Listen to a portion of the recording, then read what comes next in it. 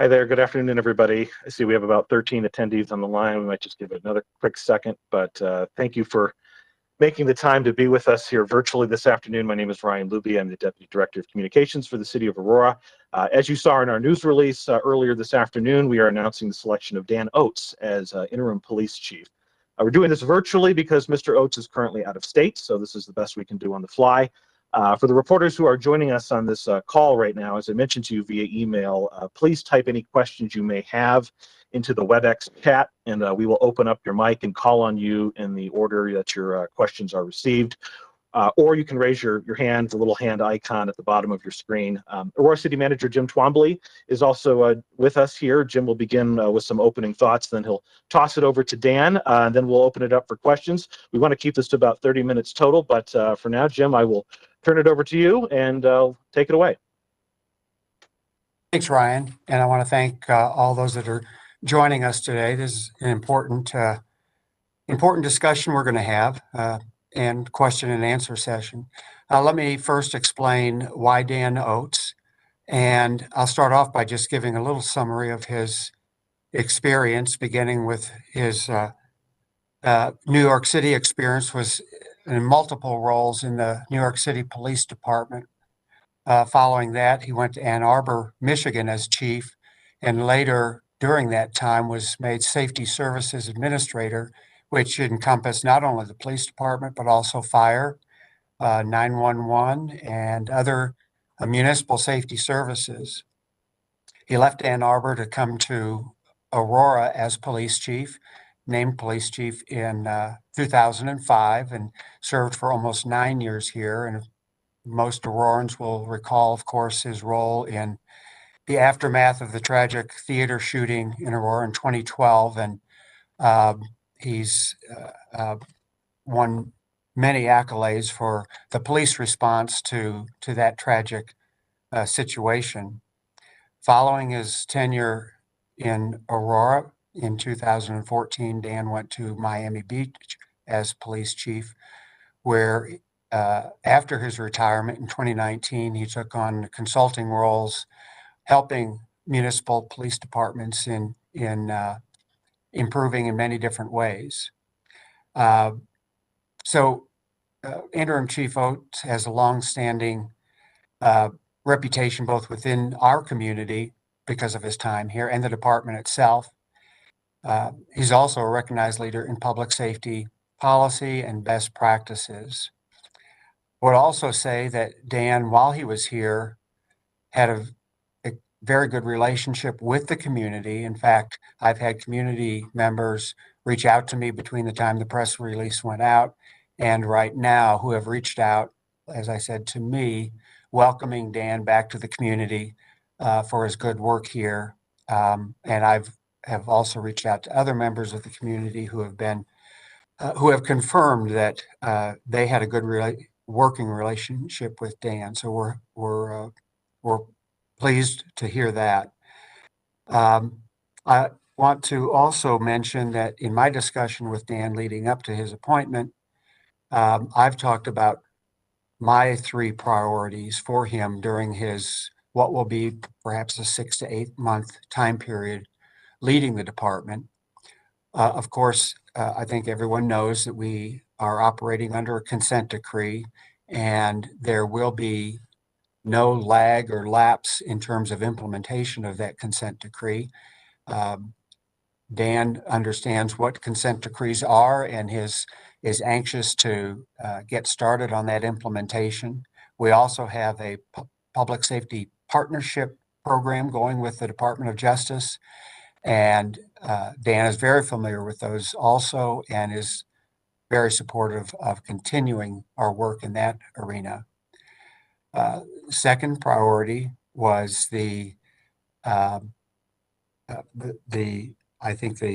showing the support for our good officers who are out there right now protecting the community, and then also stabilizing the department. There has been, with the uncertainty with former Chief Wilson and uncertainty who would be coming in as interim, it's important for Dan to support and stabilize the department as we go forward. And then finally, as we all know, there's been more than an uptick in crime. And while this is a nationwide issue, we need to know, and our residents and businesses need to know, what is the city of Aurora going to do to address the crime issue. And so those three things, like I said, are my priorities, and I think Dan shares those also. With that, I'll go ahead and turn it over to Dan to talk a little more about himself and what he would like to accomplish here in this time as interim chief. Well, Jim, thank you for that generous introduction. And as I said in my statement, I'm honored and flattered to be coming back to help out Aurora in this challenging time.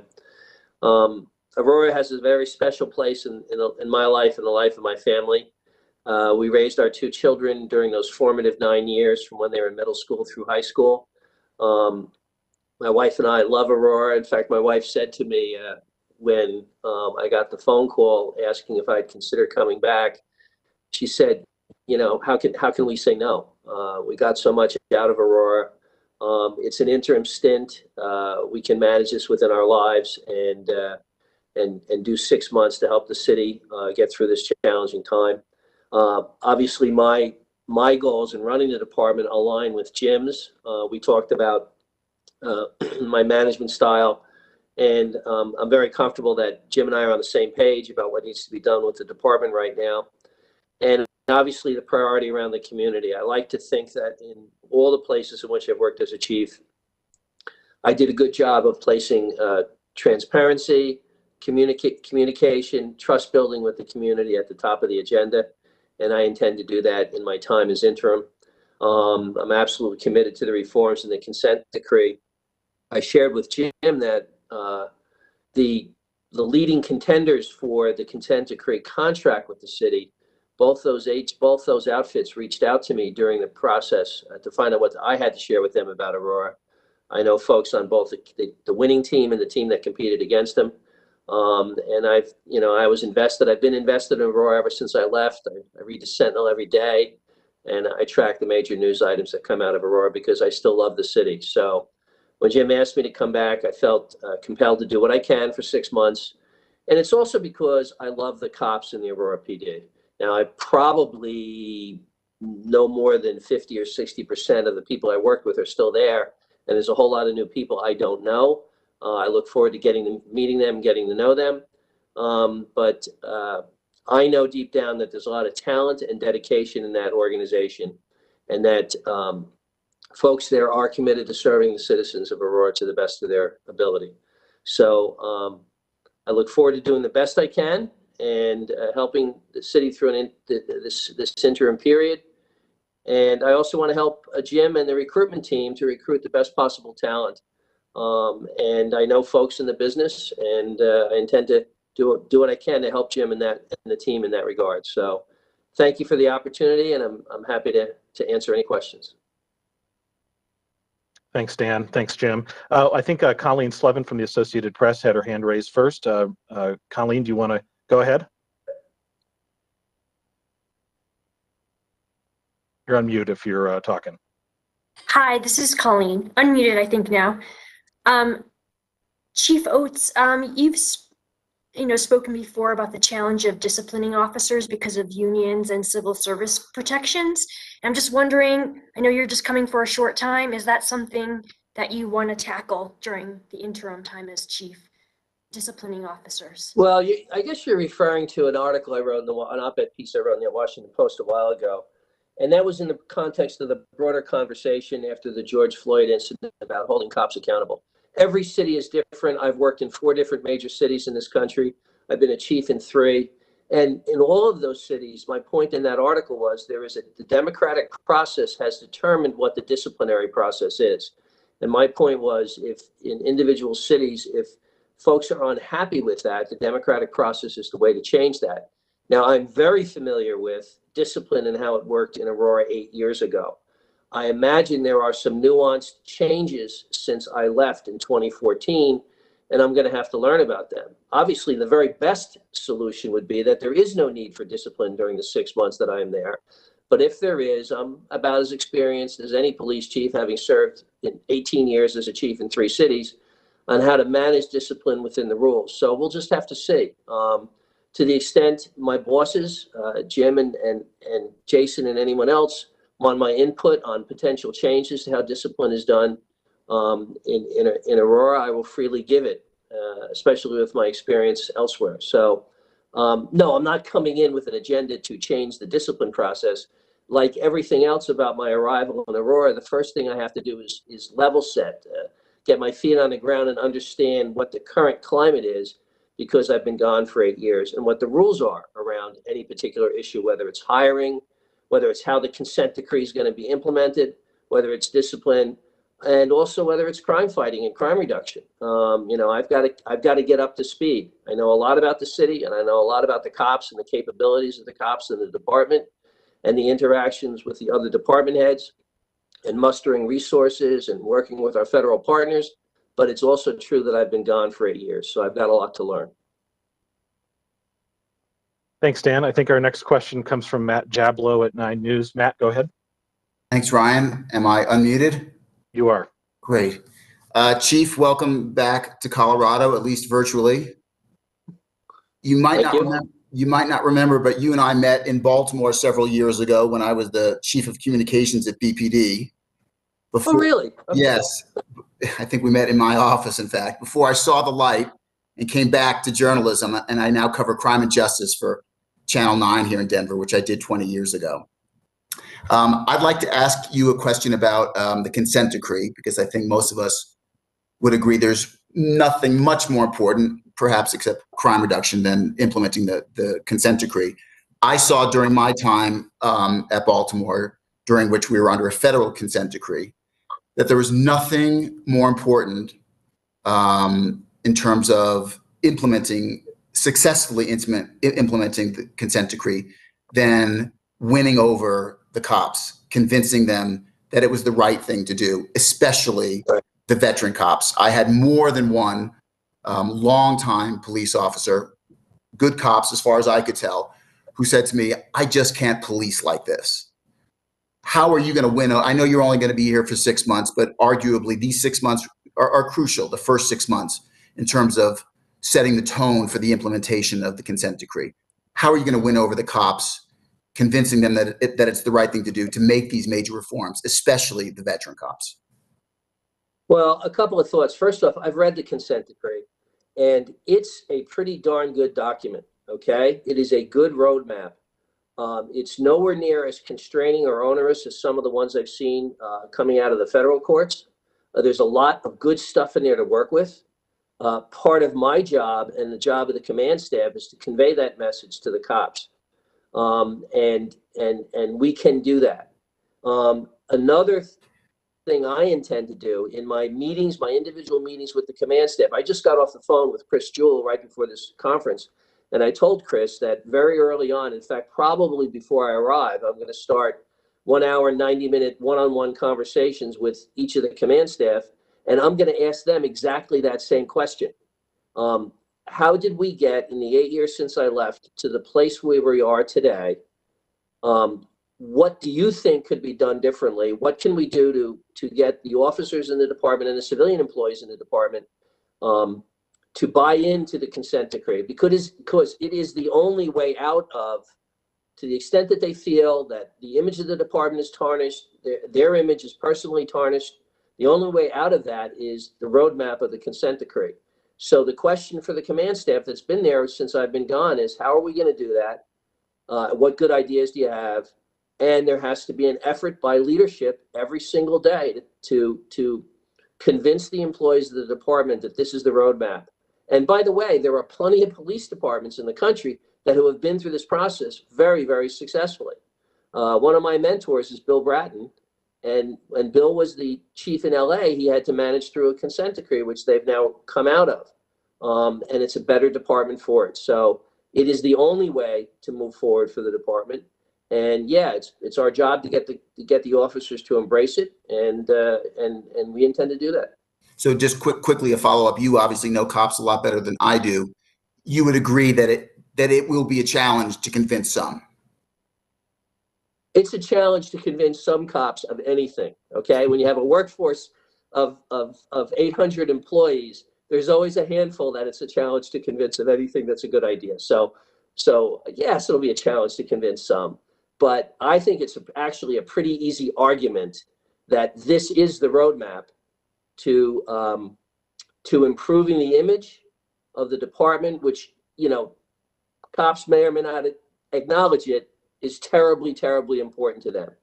That they want to feel good about the agency they work with, proud of the agency they work with, and the work that they do. Yes, it's a high priority to do. And part of the success and achieving the manager's goals is achieving that buy-in from the officers. So yes, it'll be among the highest priorities for me and my command staff while I'm there. Thanks very much. I'm looking forward to seeing you in person. Thanks, Dan. Thanks, Matt. I think we have Max Levy next from the Sentinel. Max, go ahead. All right, can you all hear me okay? We sure can. Great. So back in 2013, Steve Hogan proposed more oversight and transparency in the police department, asking the city to create an independent monitorship similar to what the city is embarking on right now. And at the time, you said you thought that that was an intrusion on your powers as chief. Have you changed your mind about an independent monitor in the police department? I think, Max, I don't recall exactly what I may have said, but my point, I think, at the time was I'm all in favor of whatever the democratic process wants to create by way of independent monitorship, as long as it doesn't intrude on the chief's authority to decide how the organization operates, or the chief's authority in the current structure of the PD on discipline. That's, it's a somewhat nuanced answer to your question, but I believe that that's the position I took at the time. If the elected leaders and the voters of any given municipality, including Aurora, think that some sort of monitorship is appropriate, some sort of structure, a civilian review board, et cetera, then the role of a police chief is to support the decision of the democratic process. But my concern during those discussions was about taking away from the chief in that current structure of Aurora at the time, the chief's authority to decide discipline. I think that that's, truly important. The way I think an ideal police department should operate is that the chief decides what's appropriate discipline in a transparent way for the cops and for the community. And if the community and the elected officials are unhappy with those decisions, then you get rid of the chief. But to substitute the judgment of the chief around discipline, this was the point I was making at the time, for some body of civilians, I think was a path that the Aurora should not go down. And I seem to recall that was the point that I was making at the time. And Ryan, if I could. Please, Jim. Yes. Clarification on that. I think what Max was talking about and what Dan was talking about is different from the independent consent decree monitor, which is a monitor that is set up to look at the consent decree and make sure that the department adopts what the consent decree is recommending, what needs to be implemented, which is different from an independent monitor that may have purview over many other things within the department. Right, and that's exactly right. And the structure that Aurora has set up with an independent monitor to ensure that the consent decree is complied with is the national best practice and exactly the right decision that Aurora should have made. So thank you, Jim, for making that clarification. And I had one more follow-up question, kind of dovetailing with the consent decree. I know improving the diversity of the police force in Aurora is one of the goals of the consent decree. And so I was just going to ask, what do you plan to do to make the police force more representative of the community of Aurora? Well, I've had some conversations already with Jim and Jason, the city attorney's office, et cetera, about the current hiring structure. I was frustrated in my 8 years in Aurora with how hiring was done. And I think there's opportunity for more flexibility. It should be in this current climate. And by the way, I'm in Milwaukee with a group of folks from Baltimore, meeting with senior leadership in Milwaukee about some of their crime fighting strategies as part of my work with the DOJ. And what comes up in every single meeting is recruitment, retention. Nationally, it's a crisis. We have to find a way in Aurora that when the best candidate walks in the door and says, I want to be an Aurora police officer, the candidate that fits our profile for an ideal candidate, we have to find a way to process and hire that candidate as soon as possible. Not to tell them there's going to be a civil service test in 3 months, then it's going to take 2 months to process this and another month to process that. In this hiring climate, if you tell a candidate that, that candidate is going to get hired by another police department. So there has to be an adjustment to process to ensure that when the best possible candidates walk in the door, we find a way to process them quickly, because they are rarer and rarer to find. And you can define your best possible candidate in any way. The entire time I was in Aurora, we struggled around minority recruitment and hitting our diversity marks. We had some success, but a lot of frustration and a lot of failure. So there has to be flexibility. I don't know how much flexibility there is now versus 8 years ago, but it will be a very high priority of mine to work with HR, work with the manager, work with the city attorney's office, and work with the Civil Service Commission to do what we can in that regard. Thanks, Dan. We have 2 more people on the line here, and that may be about all the time we have.